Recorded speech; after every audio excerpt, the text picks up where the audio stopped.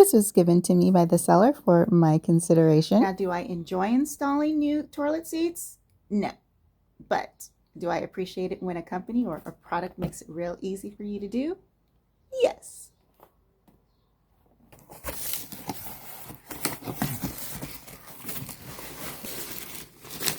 So the seat does come with all of the hardware that you're going to need.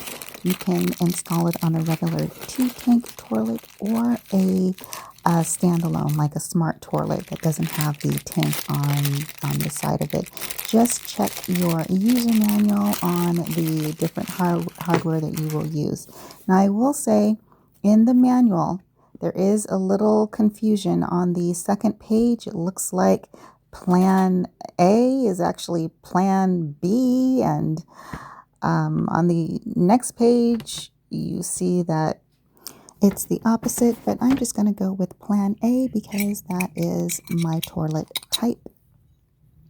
So to make things easy, just make sure you check all of the hardware before you install it. Separate everything, make sure you know how it goes before you start your installation.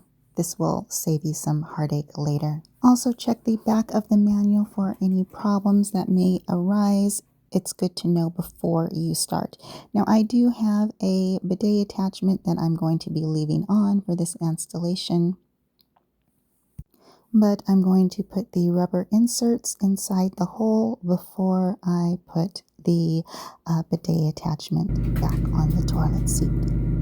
So once you get the base attachments installed that the seat is going to attach to, you don't want to tighten it completely until you are sure that those holes measure up exactly to the base. And it may take a little finagling, but just take your time and make sure they measure up exactly before you tighten and put the silver casing over the screws, and then you should be able to go ahead and let it drop into that secure base. It is indeed soft close.